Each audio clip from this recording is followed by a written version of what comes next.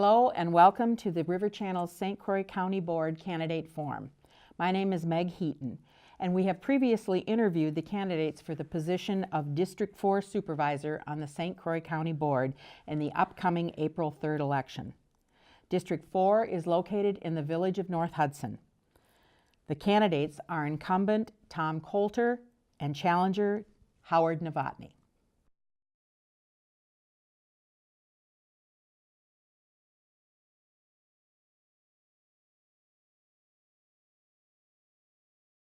Okay, well, I grew up in Robbinsdale, Minnesota. Graduated from Robbinsdale High School and went to Concordia in Moorhead. Graduated there and then made my way back to Minneapolis, where Kathy and I lived for about 40-some years. And then about 5 years ago, we escaped Minnesota and came to Wisconsin. We have a lot of family in the area, and so we didn't want to move very far away, and we love winter as well. I like to ice fish. And I'm a retired manufacturer's rep. I sold commercial building materials for the most part for the last 20 years. First 20 years started out in the industrial gas and welding supply business, and then ended up in my own business. And very educational and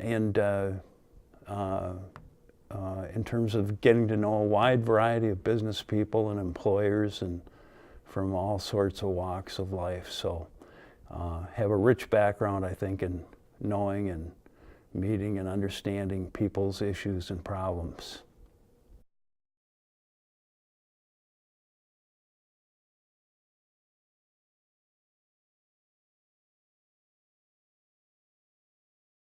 Well, first of all, I'd like to thank the River Channel for hosting this event, and I hope it gives a broader understanding to the voters of the questions and the answers that need to be made during the election.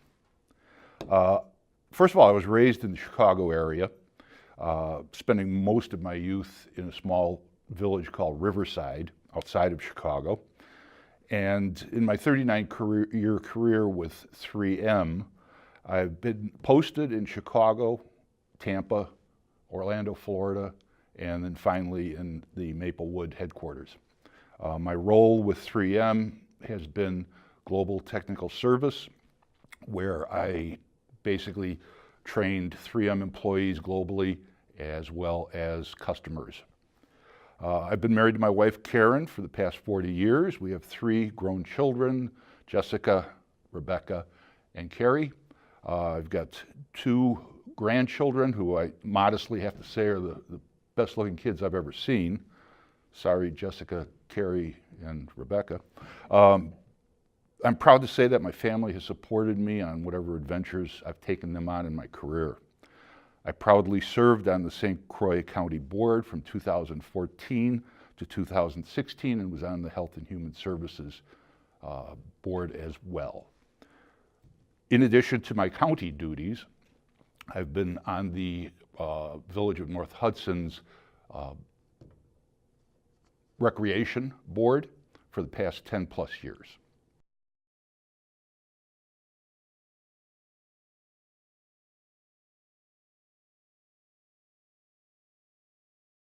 Well, want might not be the right word for it. I'm willing to serve, and I think the great challenge we have in politics especially is that we have people who want the job, and then we have people who are willing to do the job. And there's a difference, and I'd say that I fall into the latter category more than any other. I worked hard to find someone else who was willing to step up and do this job, and wasn't successful. So in the end, I got drafted to run, so ended up getting elected.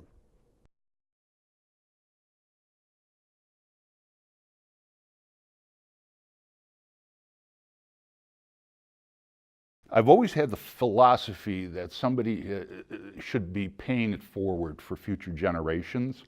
I've lived a very, very good, comfortable life, and I would like to see the future generations have the same opportunities I did. We live in a complex political world today. There are three types of politicians in control of our future. You've got the creators, you've got the caretakers, and unfortunately you have the undertakers. In my role as county supervisor, I always tried to be a caretaker or a creator, but at least a caretaker. Unfortunately, before 2014, the county supervisors that were there were primarily the undertakers. Basically, where they were dismantling established services by either selling them or starving them to death, as we've recently seen with our county maintenance facility as well as the 9/11 infrastructure. Rather than wringing my hands and complaining about what I disagree with, I chose to try and do something about it. I made the commitment to run for office. Today I feel the same way. There's the potential of the county moving backwards with this election. We can't have that. We've made too many strides.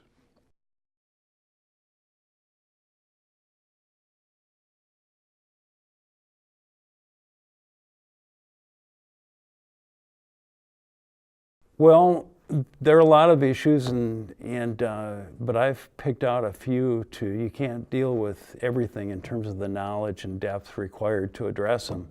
So I've picked out a couple that I've been working on. One of them is we have an increasing need for foster care homes, primarily due to the meth addiction issues that are growing in our county. And so I've taken a special interest in that. Also, we have another issue with emergency detention for what we call Chapter 51 detainees, people who are emotionally or psychologically challenged and may or may not be involved in a criminal charge, but need special psychiatric attention in order to be incarcerated and treated ultimately. And so and right now we have a terrible problem with having the only facility that we're regularly able to use being a 5-hour drive away. So we need to develop some better local options, and we have local partners that are willing to step up and help us if we can find the funding to take care of that. I think that's a basic thing that we need to address. And because it's a tremendous burden to law enforcement as well as to the families and to these people who need this treatment, because they're removed from all of their support systems when they go 5 hours away.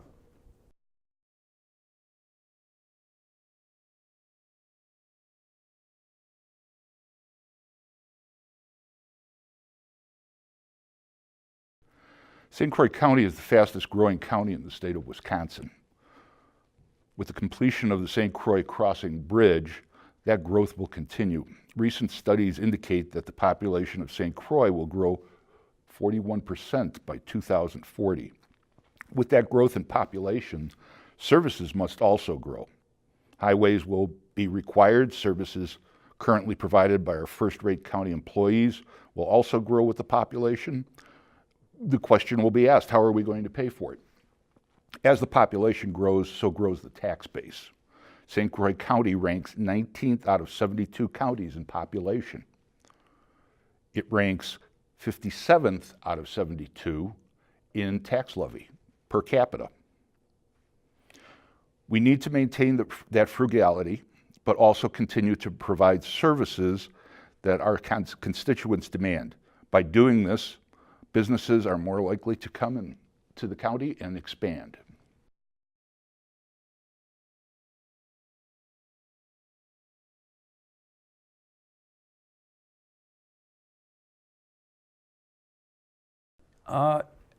Well, I think the first thing that should be done is, in my view, is that the county board itself should set a better example for the rest of the county staff. And I love the county staff. We have quality people working there, and they're wonderful and very impressed for the most part.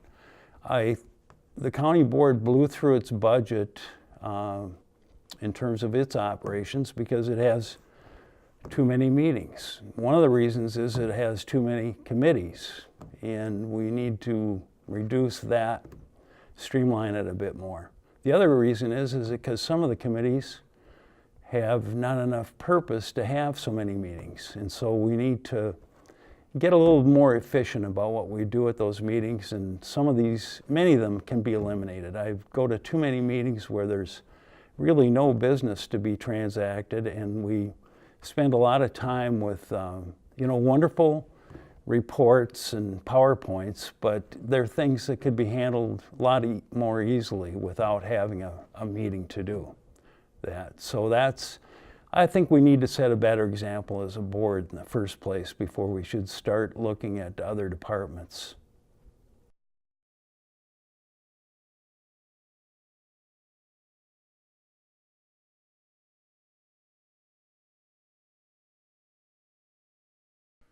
During my time on the county board, we had the various department heads periodically review their operating budgets and determine where they could trim.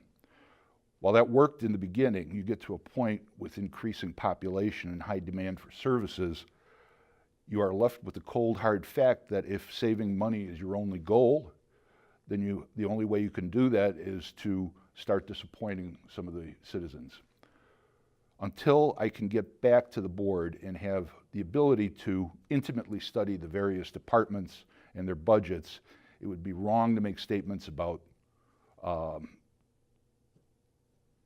how to trim and just basically be conjecture.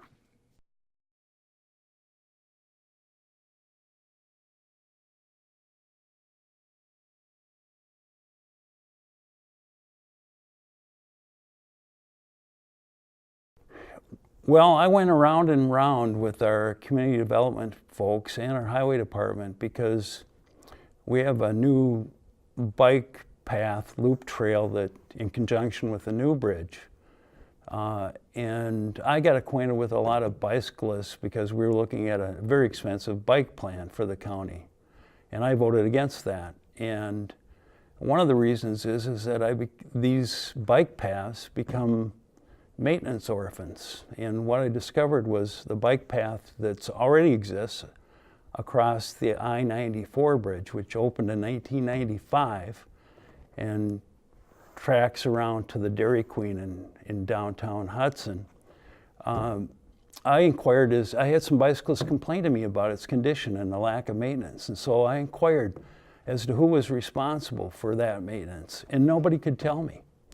So some people had fired off letters, and actually the new highway commissioner, Robbie Croix, actually got to the bottom of it and went the extra mile, and we worked out a maintenance program for that area, which is divided between the city of Hudson and primarily in the Wisconsin Department of Transportation for the bridge portion. So that was 22 years after that was built, and we were still confused about who was supposed to maintain it. A commissioner from another area, another county, asked me why I voted against our bike plan. I told him because I find that these bike paths end up as maintenance orphans, and that's not good. We make no provision for how they're going to be maintained when we build them in many cases. And he said he happens to be on the board of the Gandy Dancer Trail up, and he said, yes, he knows exactly. It's a neglected trail, and other bicyclists have told me that too. So they get built and then they get abandoned. And we need to address that.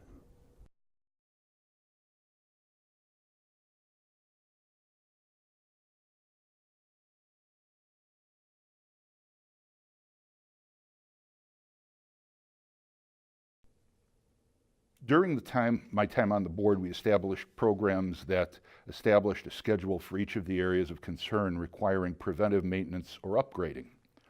This was very effective in establishing and living within department budgets and keeping the county from avoiding the necessary maintenance just to cut funding. Again, we learned the hard way with the obsolete highway maintenance facility and the crumbling 9/11 infrastructure. You don't save any money by kicking the can down the road. The county board invested $8.1 million in the 9/11 infrastructure, which is, of course, important for the public safety, but also mandated by law to be only paid for by St. Croix County. We received no state or federal funds for this. The condition of the system was so run down that the county was forced to buy spare parts used off of eBay. After a feasibility study, the board determined that maintaining the existing 90-year-old maintenance facility was inefficient and would cost taxpayers more money than if we were to rebuild a new building on a new location.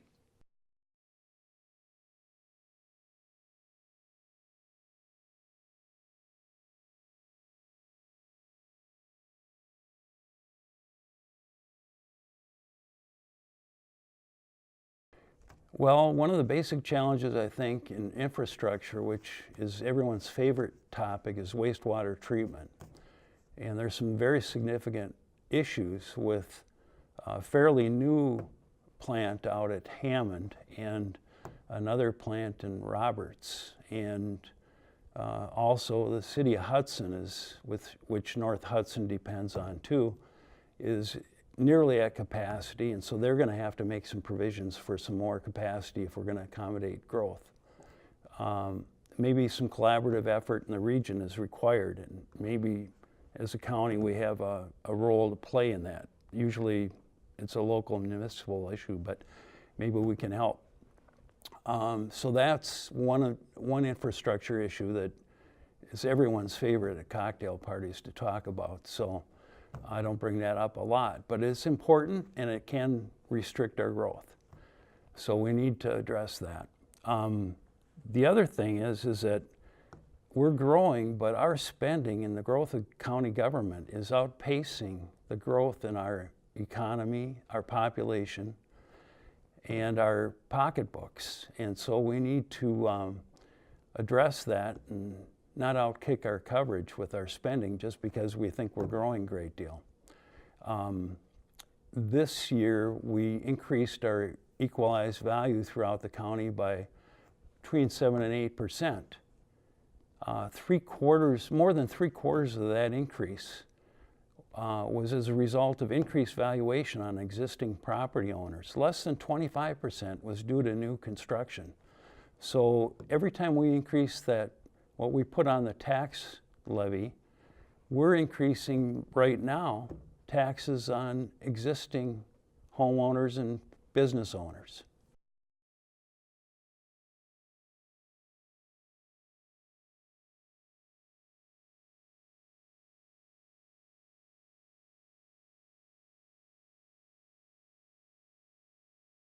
As I mentioned earlier, we live in the fastest growing county in Wisconsin. This is a mixed blessing that while we will enjoy a robust tax base, those new residents will increase stress on our existing services. These services will range from health and human services, law enforcement and highway maintenance, as well as waste management.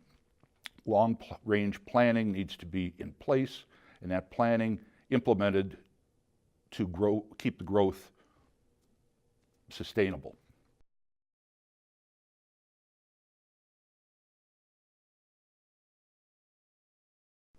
Okay, well, one of the vexing issues we're facing right now is that the new expansion at our nursing home and assisted living and dementia care center in New Richmond is that they're not eligible to accept Medicaid-dependent residents, clients in our 58-bed expansion.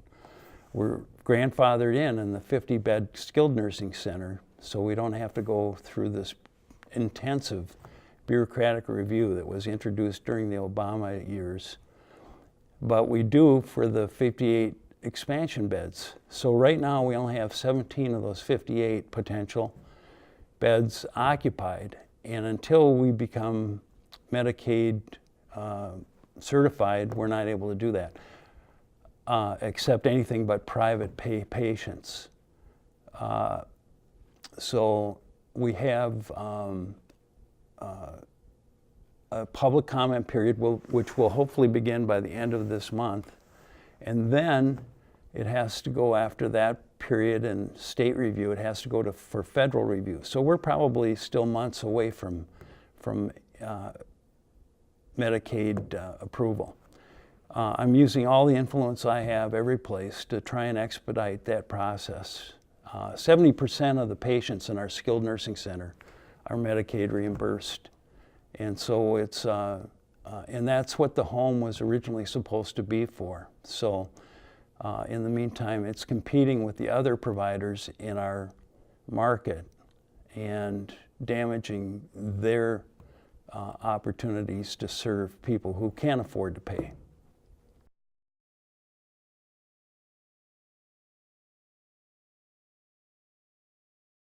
Drinking water is a major concern. The county is studying that at this moment, but studies tend to fade away without any action being taken.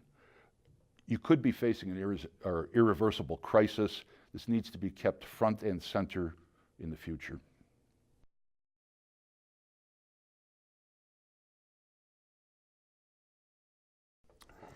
Yeah, this is a real serious one, and because of the primarily meth addiction issue in our county, we have a growing need for foster care families, homes, parents to take the responsibility of rescuing children from very bad circumstances. And we just added 2 more staff people to our Child Protective Services to accommodate that growing need.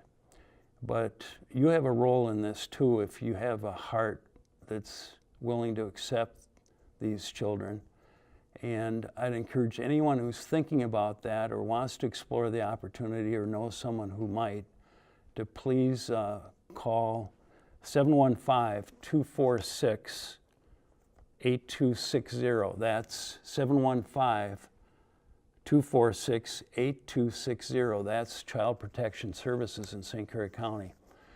Kathy and I were privileged to live here, and we love the area, and we have a wonderful, caring, and sharing, generous community, and we know there are people out there who would be willing to step up. There are already many fine people who are, and we have a big advantage over other counties that are facing this issue.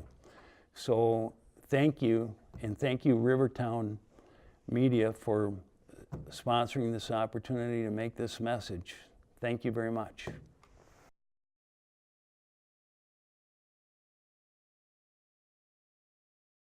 Right now, the board is currently exploring needs in the transportation for the future.